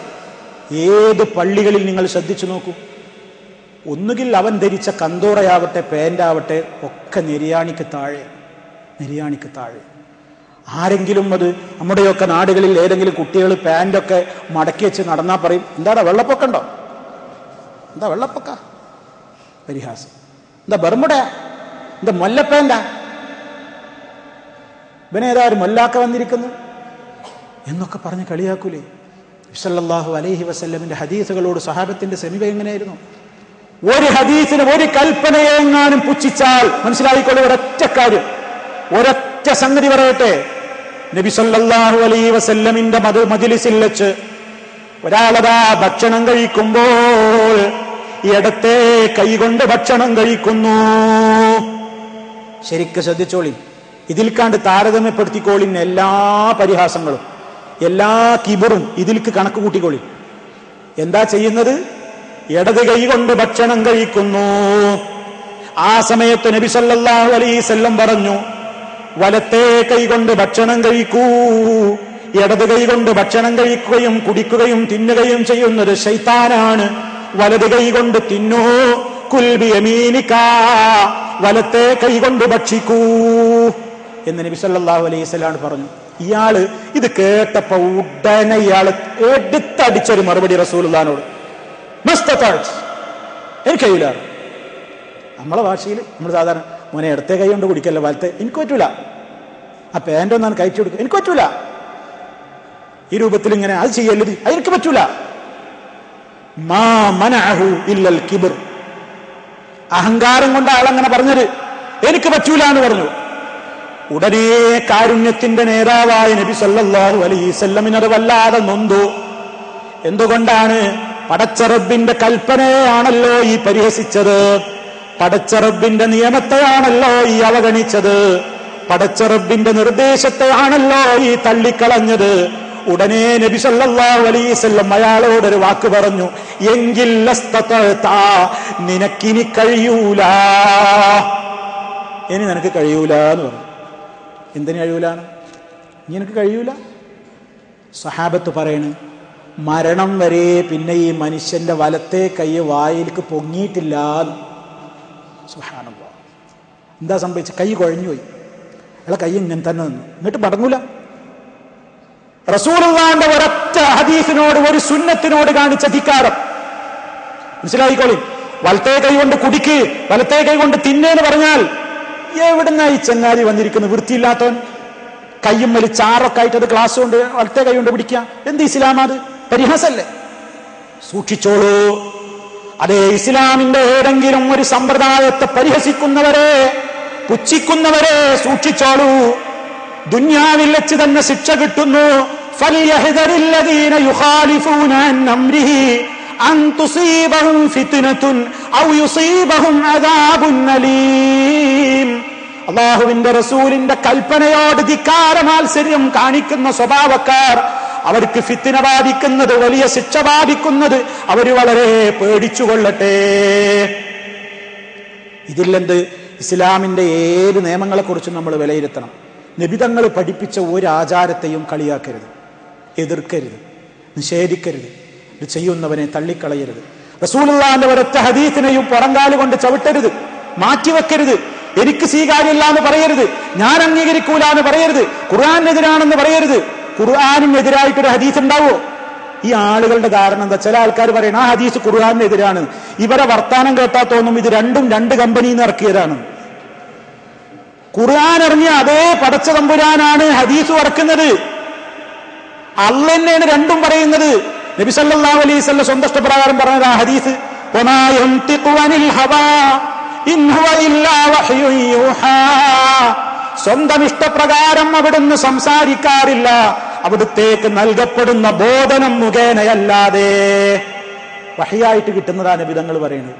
എന്നിട്ട് ഖുർആന് എതിരുള്ള ഹദീസാണ്, ഹദീസ് ഞങ്ങൾ സ്വീകരിക്കൂല എന്ന് പറഞ്ഞ് ഖുർആൻ ഹദീസിനെ മൊത്തം തള്ളുന്നവര്, ബുദ്ധിക്ക് യോജിക്കൂല എന്ന് പറഞ്ഞ് തള്ളുന്നവര്, ഖുർആൻ വിരുദ്ധം എന്ന് പറഞ്ഞുകൊണ്ട് തള്ളുന്നവര്, അങ്ങനെ പലതിനെയും പരിഹസിച്ച് തള്ളുന്നവരുണ്ട്. എല്ലാവരും മനസ്സിലാക്കണം, എന്ത് ഏറ്റവും വലിയ ശിക്ഷയാണ്. ഇനി സ്വഹാബത്തിന്റെ നിലപാടെന്തായിരുന്നു? നബിയിൽ നിന്ന് സ്ഥിരപ്പെട്ടു വന്ന ഒരു കാര്യത്തെ ആരെങ്കിലും എതിർത്താൽ സ്വഹാബത്തിന് അവരോടുണ്ടായിരുന്ന സമീപനം എന്തായിരുന്നു? നമ്മൾ വിചാരിക്കും സാരല്ലാന്നേ, അതിനൊക്കെ എത്ര ചൂടാകാണ്ടോ? നമ്മളങ്ങനെയാണ്. ആരെങ്കിലും റസൂലുള്ളാഹിന്റെ ഒരു സുന്നത്തിന് വിരുദ്ധം ചെയ്ത് അവൻക്കെതിരെ ആരെങ്കിലും പ്രസംഗിക്കേ അല്ലെങ്കിൽ കുറച്ച് തീക്ഷ്ണമായ നിലക്ക് അതിനെ ഇടപെടുകയൊക്കെ ചെയ്താൽ പറയും ഇത്ര തീവ്രവാദം കാണിക്കേണ്ടതുണ്ടോ? ഓരോരുത്തർക്കും ഓരോരുത്തരുടെ ആദർശമല്ലേ, ഓല അതിനനുസരിച്ച് ജീവിച്ചോട്ടെ എന്നൊക്കെ പറഞ്ഞിട്ടൊരു പഞ്ചായത്ത് പറയുന്ന മിനുക്കി സ്വഭാവക്കാരായ ആൾക്കാരുണ്ട്. സ്വഹാബത്ത് അങ്ങനെ ആയിരുന്നില്ല. ഒരൊറ്റ സംഭവം ഉദാഹരണം കൽപ്പിക്കുക, അതന്നെ മതി. ഒരൊറ്റ സംഭവം. അബ്ദുല്ലാഹ് ഇബ്നു ഉമർ റളിയല്ലാഹു തആല അൻഹു, ഉമർ ഖത്താബിന്റെ മോനാ അബ്ദുള്ള. ആ അബ്ദുള്ളയുടെ മോനാണ് ബിലാല്. നമ്മളെ ബാങ്ക് കൊടുക്കുന്ന ബിലാൽ റളിയല്ലാഹു അൻഹു അല്ല, ഇത് വേറെ ബിലാലാണ്. ആ അബ്ദുള്ള റളിയല്ലാഹു തആല അൻഹുവിന്റെ മോനായ ബിലാൽ റളിയല്ലാഹു അൻഹുവിനോട് അബ്ദുള്ള റളിയല്ലാഹു തആല അൻഹു ഒരിക്കൽ പറഞ്ഞു, ലാ തംനഉ ഇമാ അല്ലാഹി മസാജിദല്ലാഹ്. അല്ലാഹുവിന്റെ അടിമകളായ സ്ത്രീകളെ നിങ്ങൾ അവന്റെ പള്ളിയെ തൊട്ട് തടയരുത്. നിങ്ങളുടെ ഭാര്യമാര് നിങ്ങളോട് പള്ളികളിലേക്ക് പോകാൻ അനുവാദം ചോദിച്ചാൽ നിങ്ങൾ അവർക്ക് അനുവാദം കൊടുക്കണേ. ഇത് ബാപ്പ മകനോട് ഓതി കേൾപ്പിക്കണം. ബിലാലിന് വലിയ ഇഷ്ടമില്ല. അദ്ദേഹം ബാപ്പനോട് പറഞ്ഞു, വല്ലാഹി ലനംനഉഹുന്ന, വല്ലാഹി ലനംനഉഹുന്ന. പറ്റൂല, ഞാൻ പെണ്ണുപോയ തടി, എനിക്കിഷ്ടല്ല പെണ്ണ് പള്ളിയിൽ പോണത്, ഞാൻ തടിയെന്ന് ചെയ്യും. ഒരൊറ്റ അടിയാണ്. ആര്? ബാപ്പ അബ്ദുള്ള. ഒരൊറ്റ അടിയ. സഹീഹ് മുസ്ലിം എടുത്തു നോക്ക്. ഫളറബ, എവിടെയെന്നറിയോ? നെഞ്ചത്ത് ഒരൊറ്റ കുത്ത, ഒരൊറ്റ ഇടി. ഫസബ്ബഹു സബ്ബൻ സയ്യിഅ, ശക്തമായ നിലക്ക് ചീത്തയും പറഞ്ഞു. ഇത് കേൾക്കുന്ന റിപ്പോർട്ട് ചെയ്യുന്ന ആളുകൾ പറയണേ, ഇതുപോലെ ഒരു ബാപ്പ ഒരു മകനെ ശകാരിക്കുന്നത് ഞാൻ കേട്ടിട്ടില്ല. അങ്ങനത്തെ ശകാരം. വേറെ ചില റിപ്പോർട്ട് കാണാം, മരണം വരെ പിന്നെ ആ മകനോട് മിണ്ടിയിട്ടില്ല. ഇതാരാ? അബ്ദുല്ലാഹി ഇബ്നു റളിയല്ലാഹു അൻഹു. എന്താ പ്രശ്നം? ബാപ്പ പറഞ്ഞു, ബാപ്പാക്ക് 10 റുപ്യ കൊണ്ടിടാന്ന് പറഞ്ഞപ്പോ കൊടുക്കായിട്ടല്ല. നബി സല്ലല്ലാഹു അലൈഹി വസല്ലം പഠിപ്പിച്ച ഒരു കാര്യം അങ്ങ് കേൾപ്പിച്ചപ്പോൾ അതിനെതിരെ സംസാരിച്ചൊരു സ്വന്തം മകനായപ്പോഴും ഒരൊറ്റ ഇടിയങ്ങ് വെച്ചുകൊടുത്തുകൊണ്ട് ശകാരിക്കുന്നു. അതേ, നബി തങ്ങളുടെ ഹദീസുകളോട് പുച്ഛമനസ്ഥിതി ഉണ്ടെങ്കിൽ അത് സ്വന്തം മക്കളാണെങ്കിലും വിട്ടുകൊടുക്കുന്ന പ്രശ്നമില്ല. സഹാബത്ത് അങ്ങനെയായിരുന്നു. ഒരു പിന്നെ മിണ്ടിയിട്ടില്ല. നബി സല്ലല്ലാഹു അലൈഹി വസല്ലമിന്റെ ഹദീസുകളെ അവിടുന്ന് മനസ്സിലാക്കി തന്ന ഒരു കാര്യത്തെ, അതോടുള്ള മുസ്ലിമിന്റെ സമീപനമാണ് ഇസ്ലാം നമുക്ക് പഠിപ്പിച്ചു തരുന്നത്. ഇനി വേറൊരു കാര്യം മനസ്സിലായിക്കോളി, ഒരു സുന്നത്ത് നമുക്ക് മനസ്സിലായി കഴിഞ്ഞാൽ വേറെ ഏത് ഹോജയുടെ വാക്കിനും പ്രസക്തിയില്ല. അള്ളാന്റെ റസൂൽ ഒരു കാര്യം പഠിപ്പിച്ചു എന്ന് പറഞ്ഞാൽ പിന്നെ ആരെത്ര എന്ത് ബഹളം കൂട്ടിയാലും അതൊന്നും വില ഹദീസിനാണ്. ഷാഫി ഇമാം റളിയല്ലാഹു തആല എന്ന് പറയുന്നു, അജ്മഅന്നാസു അലാ അന്ന മൻ ഇസ്തബാനത് ലഹു സുന്നത്തു റസൂലില്ലാഹി സ്വല്ലല്ലാഹു അലൈഹി വസല്ലം ലം യകുൻ ലഹു അൻ യദഅഹാ ലിഖൗലി അഹദിൻ. അല്ലാഹുവിന്റെ റസൂൽ സ്വല്ലല്ലാഹു അലൈഹി വസല്ലമിന്റെ ഒരു ചര്യ ഒരു വിഷയത്തിൽ വെളിവായി കഴിഞ്ഞാൽ ഒരാളുടെ വാക്ക് കേട്ടിട്ടും പിന്നെ ആ ചര്യ ഒഴിവാക്കിക്കൂടാ. റസൂലുള്ളാഹിന്റെ ഒരു ആദർശം നമ്മൾക്ക് മനസ്സിലായി. അത് പിൻപറ്റുന്ന ആൾക്കാർ വളരെ കുറവായിരിക്കും, ഭൂരിപക്ഷം എതിർക്കുന്നവരായിരിക്കും. അതുകൊണ്ടൊന്നും പ്രശ്നമല്ല. ഏത് ഹോജക്കത് പറ്റിയില്ലെങ്കിലും ഹദീസിലുണ്ടോ അത് അംഗീകരിക്കാൻ ബാധ്യസ്ഥനാണ്. മാത്രമല്ല, ചിലപ്പോൾ ചില കാര്യം വലിയ ആൾക്കാർക്ക് അറിയാതെ പോകും. വലിയ ആൾക്കാർക്ക് ചില കാര്യം അറിയില്ല. ചിലപ്പോൾ ചില കുട്ടികൾക്കാവും ചിലപ്പോൾ അത് മനസ്സിലാവുക. വലിയ മസലകൾ ചിലപ്പോൾ ചില ആളുകൾക്ക് അറിയാതെ പോകും. അതുകൊണ്ട് ചിലപ്പോൾ നമ്മുടെ നാട്ടിലൊക്കെ ചിലപ്പോൾ ആൾക്കാർ പറയുന്നുണ്ട്, ഇത്ര കാലമായിട്ട് ഇപ്പൊ ഈ കുട്ടികൾക്ക് അത് മനസ്സിലാവും, വലിയവർക്കൊന്നും മനസ്സിലായില്ലല്ലോ. വലിയവർക്ക് മനസ്സിലാകാത്തത് ചിലപ്പോൾ ചെറിയവർക്ക് മനസ്സിലാകും. അതിനും ഇസ്ലാമിൽ തെളിവുണ്ട്. ധാരാളം സംഭവങ്ങളുണ്ട്. ഒരു സംഭവം ഉദ്ധരിച്ചിട്ട് ഇബ്നു ഹജർ അസ്കലാനി ഫത്ഹുൽ ബാരിയിൽ പറയുന്നു, വഫിൽ ഖിസ്സ ദലീലും തേണ്ടി ഈ ചരിത്രത്തിൽ അലാ അന്ന സുന്ന ഖദ് തഖ്ഫാ അലാ ബഅദി അകാബിരി സ്വഹാബ, സഹാബിമാരിലെ വൻകിട സഹാബിമാർക്ക് മനസ്സിലാകാത്ത ചിലത് ചെറുകിട സഹാബിമാർക്ക് മനസ്സിലായി. അതിനൊരു സംഭവം ഉണ്ടായി. സമയദൈർഘ്യം പറയുന്നതുകൊണ്ട് ഞാൻ അതിലേക്ക് പോകുന്നില്ല. എന്നിട്ട് അദ്ദേഹം പറയണേ, അതുകൊണ്ട് സുന്നത്ത് വ്യക്തമായി കഴിഞ്ഞാൽ അതിനെതിരെ എത്ര വലിയവൻ സംസാരിച്ചാലും തിരിഞ്ഞു നോക്കാൻ പാടില്ല. സുന്നത്ത് വ്യക്തമായി കഴിഞ്ഞാൽ അതിനെതിരെ എത്ര വലിയവർക്ക് എതിരഭിപ്രായമുണ്ടെങ്കിലും തിരിഞ്ഞു നോക്കാൻ പാടില്ല. മാത്രമല്ല, പറയാനും പാടില്ല. വലാ യുഖാലു, പറയപ്പെടുകയും ചെയ്യരുത്. കൈഫ ഖഫിയ ദാ അലാ ഫുലാൻ, ഇയാൾക്കൊന്നും മനസ്സിലാകാത്തത് എങ്ങനെ ഇവന് മനസ്സിലായതെന്ന് ചോദിക്കാൻ പാടില്ല. അങ്ങനെ ഉണ്ടാവാ. എല്ലാവർക്കും എല്ലാം മനസ്സിലായിക്കൊള്ളണമെന്നില്ല. ചിലപ്പോൾ ചിലത് മനസ്സിലാവും, ചിലപ്പോൾ ചിലത് മനസ്സിലാവില്ല. അതുകൊണ്ടൊന്നും പ്രശ്നമല്ല. സുന്നത്ത് വ്യക്തമായോ അത് സ്വീകരിക്കലാണ് ഇസ്ലാമിന്റെ നിയമം. ചുരുക്കത്തിൽ സഹോദരന്മാരെ, നബി സല്ലല്ലാഹു അലൈഹി വസല്ലമിന്റെ ഹദീസുകളോട്, അവിടുന്ന് പഠിപ്പിച്ച കൽപ്പനകളോട് ഒരു നിലക്കും യാതൊരു നിലക്കുമുള്ള എതിര് നമ്മൾ ചെയ്യാൻ പാടില്ല. അവിടുന്ന് പഠിപ്പിച്ചതുപോലെയാ ചെയ്യേണ്ടത്. അവിടുന്ന് പഠിപ്പിച്ചത് ഞാൻ നേരത്തെ ഖുത്ബയിൽ സൂചിപ്പിച്ചില്ലേ, ഇപ്പൊ ലൈലത്തുൽ ഖദർ തന്നെ നമുക്കിഷ്ടം പോലെ ആചരിക്കാൻ പറ്റുമോ? ഒരു കൂട്ടരതാ പാടത്ത് 27 രാവിന് വലിയ പബ്ലിസിറ്റി കൊടുത്ത് മക്ക മദീന, മക്ക കഴിച്ചാൽ ലോകത്തുള്ള ഏറ്റവും വലിയ ജനങ്ങൾ സമ്മേളിക്കുന്ന പറമ്പാണ് എന്റെ പാടം. എന്റെ പാടത്താണ് ആൾക്കാരൊക്കെ വരിക. എന്റെ പാടത്താണ് ലോകരാഷ്ട്രത്തിലെ എല്ലാവരും സമ്മേളിക്കുന്നത്. എന്റെ പാടത്താണ് അന്ന് ഖദറിന്റെ രാത്രി ഇറങ്ങ. എന്റെ പാടത്ത് വന്നവർക്ക് എല്ലാ രൂപത്തിലുള്ള സൗകര്യങ്ങളും അന്ന് കിട്ടും, അള്ളാഹു കൊടുക്കും. എല്ലാവരും ഇരിക്കുന്ന സ്ഥലം വഖഫ് ചെയ്യുക. കൊല്ലം വഖഫ് ചെയ്യല. ഈ സ്ഥലം വഖഫ് ചെയ്ത് തീരില്ല. എല്ലാ കൊല്ലവും മൂപ്പര് പറയും, അവിടെ പാടത്ത് വന്നിരിക്കുന്നവരോട് പറയും, നിങ്ങളൊക്കെ ഇന്നത്തെ ലൈലത്തുൽ ഖദറിന്റെ രാത്രിയിൽ നിങ്ങൾ ഇരിക്കുന്ന സ്ഥലമാണ് സദഖ ചെയ്യുക. അയാൾ ഇരിക്കുന്ന സ്ഥലത്തിനൊരു ഇഞ്ച് നിശ്ചയിച്ചിട്ടുണ്ടാവും, അതിന് ഇത്ര വിലയിനും അവിടെ സ്റ്റേജും എന്ന് പറയും, അതാണ് കൊടുക്കുക, ബക്കറ്റിൽ കിട്ടുകൊടുക്കുക. അങ്ങനെ ആയിരങ്ങൾ പിടുങ്ങുന്ന സ്വലാത്തിന്റെ മജ്‌ലിസ്, 27 രാവിലെ ഇങ്ങനെ ഒരു സ്വലാത്ത് മജ്‌ലിസ് നബി സല്ലല്ലാഹു അലൈഹി വസല്ലം പഠിപ്പിച്ചു തന്നോ? അവിടുന്ന് പഠിപ്പിച്ചിട്ടുണ്ടോ? അള്ളാന്റെ റസൂലിന് അറിയാത്തത് ഇവര് പഠിപ്പിച്ചു കൊടുക്കുകയാണോ? സ്വഹാബത്തിന് അറിയാത്തത് പഠിപ്പിച്ചു കൊടുക്കുകയാണോ? അവിടുന്ന് 27 രാവിലെ പള്ളി വിട്ടുപോയില്ലാന്നാ പറയുന്നത്. ഇവരോ പാടത്തുക്കാ വിളിക്കുന്നത്. പള്ളി പോകാൻ പറഞ്ഞാൽ പാടത്തേക്ക് പോകും, പാടത്തേക്ക് പോകാൻ പറഞ്ഞാൽ പള്ളി പോകും. ഇതെന്തൊരു വിരോധാഭാസ. നബി സല്ലല്ലാഹു അലൈഹി വസല്ലം ഈദിന്റെ അന്ന് പള്ളിയിൽ നിന്ന് പോയി എല്ലാവരും മൈതാനത്ത് പോയി നിസ്കരിക്കാൻ പറഞ്ഞു. ഞങ്ങൾ അംഗീകരിക്കൂല. ചന്തയിൽ നിസ്കരിക്കേ, മാട്ടും ചന്തയിൽ പോയി നിസ്കരിക്കുക, കാലിച്ചന്തയിൽ നിസ്കരിക്കുക, ഫുട്ബോൾ ഗ്രൗണ്ടിൽ നിസ്കരിക്കുക. അത് ഞങ്ങൾക്ക് പറ്റൂല. അത് മുജാഹിദീങ്ങൾക്ക് ആണിനും പെണ്ണിനൊക്കെ ഒന്നിച്ചിങ്ങനെ കണ്ട് രസിക്കാൻ വേണ്ടി ഉണ്ടാക്കിയ പരിപാടിയാണ്. ആരെയാടോ ഈ ചോദ്യം ചെയ്യുന്നത്? ആരെയാടോ ഈ പരിഹസിക്കുന്നത്? നബി സല്ലല്ലാഹു അലൈഹി വസല്ലം പറഞ്ഞത് അവിടുന്ന് ഒരൊറ്റ ദിവസമല്ലാതെ ഒരൊറ്റ പെരുന്നാളിനല്ലാതെ മദീനത്തെ പള്ളിയിൽ നിസ്കരിച്ചിട്ടില്ല. അത് മഴ കാരണത്താലാണെന്ന റിപ്പോർട്ട്. അല്ലാത്തതൊക്കെ ഇത് പുറത്ത് ഗാഹിലേക്ക് പോയി, പുറത്തെ സ്ഥലത്തേക്കാ പോയത്. ആണും പെണ്ണും ഒക്കെ പോയി, ആബാലവൃദ്ധം ജനങ്ങളും പങ്കെടുത്തു. ഇയാൾ പറയുന്നത് അത് പള്ളിയിൽ തന്നെ 25-ാം രാവിലെ നബി സല്ലല്ലാഹു അലൈഹി വസല്ലം പള്ളി വിട്ടു പോയില്ല. ഞങ്ങൾ പാടത്ത്, പള്ളിയാണ് പാടത്ത്. അങ്ങനെ വയലത്തും പാടത്തും ഒക്കെ 25-ാം രാവിനെ സംഘടിപ്പിച്ച് ചെയ്യുന്ന പണി എന്താ? അല്ലാഹുമ്മ ഇന്നക അഫൂൻ തുഹിബ്ബുൽ അഫ്വ ഫഅഫു അന്നാ. പടച്ച റബ്ബേ, നീ ഞങ്ങളെ നരകത്തിയിൽ നിന്ന് മോചിപ്പിക്കണം, ഞങ്ങളുടെ പാപങ്ങൾ പൊറുത്തു തരണം, വിട്ടുവീഴ്ച നീ ധാരാളമായി ചെയ്യുന്നവനല്ലയോ എന്ന് പറഞ്ഞ് കരഞ്ഞു കലങ്ങിയ കണ്ണുകളുമായി തേടേണ്ടതിന് പകരം അതേ ആ വിശിഷ്ടമായ രാത്രിയിൽ ആയിരങ്ങളെ പങ്കെടുപ്പിച്ചുകൊണ്ട് യാ റസൂലല്ലാഹ്, യാ റസൂലല്ലാഹ്, അല്ലാഹുവിന്റെ റസൂലേ, ഞങ്ങളെ നിങ്ങൾ കാണുന്നില്ലേ തങ്ങളെ, ഞങ്ങളുടെ കൈപിടിക്കൂ തങ്ങളെ, ഞങ്ങളിവിടെ വന്നു നിൽക്കുന്നത് ഖദറിന്റെ പോരിശ ഉദ്ദേശിച്ചുകൊണ്ടാണ്, അതിലൊട്ടും കുറയാതെ ഞങ്ങൾക്ക് തരണം നബിയേ. റസൂലുള്ളാഹിനോട് വിളിച്ച് തേടുക, റസൂലുള്ളാഹിനെ വിളിച്ച് പ്രാർത്ഥിക്കുക. ഞാൻ കഴിഞ്ഞ ക്ലാസ്സിൽ പറഞ്ഞതുപോലെ മക്കാ മുശ്രിക്കുകൾ ഇബ്രാഹിം നബിയെ ആദരിച്ചതുപോലെ ക്രിസ്ത്യാനികൾ ഈസ നബിയെ ആദരിക്കും പോലെ നമ്മുടെ സമൂഹം റസൂലുള്ളാഹിനെ ബഹുമാനിക്കാണ്. നബിതങ്ങളെ വിളിച്ചിട്ട് സ്വലാത്തിയല്ല. സ്വലാത്ത് ഏതാ? നബിതങ്ങൾ പഠിപ്പിച്ചതല്ല, നാരിയ സ്വലാത്താ ചൊല്ലുന്നത്. നബി സല്ലല്ലാഹു അലൈഹി വസല്ലം പഠിപ്പിച്ച ആശയങ്ങൾക്ക് വിരുദ്ധമായ നാരിയത്ത് സ്വലാത്ത് എന്ന് പറയുന്ന സ്വലാത്ത്, പ്രവാചകനോട് സഹായം ചോദിക്കുന്ന സ്വലാത്ത് ചൊല്ലിയിട്ടാണ് ആയിരങ്ങളെ കൊണ്ട് സ്വലാത്ത് ചൊല്ലിപ്പിക്കുന്നത്. ഇതൊന്നും ഇസ്ലാമല്ല. അതിനെത്ര കവറേജ് മീഡിയകൾക്ക് കാശ് കൊടുത്താൽ മീഡിയകൾ ലൈവായിട്ട് എല്ലാം കാണിക്കും. അതുകൊണ്ട് അതൊക്കെ ഇസ്ലാമാണ് വിചാരിക്കേണ്ട. ഖുല്ലാ യസ്തവിൽ ഖബീസു വത്തയ്യിബ്, നല്ലതും ചീത്തയും സമമാവുകയില്ല. വലൗ അഅജബക കസറത്തുൽ ഖബീസ്, ചീത്തയുടെ ആധിക്യം നിന്നെ ആശ്ചര്യപ്പെടുത്തിയാലും ശരി, അതിനൊരുപാട് ആധിക്യം ഉണ്ടാവും. അതുകൊണ്ടൊന്നും ഒരു ശക്തിയാവില്ല.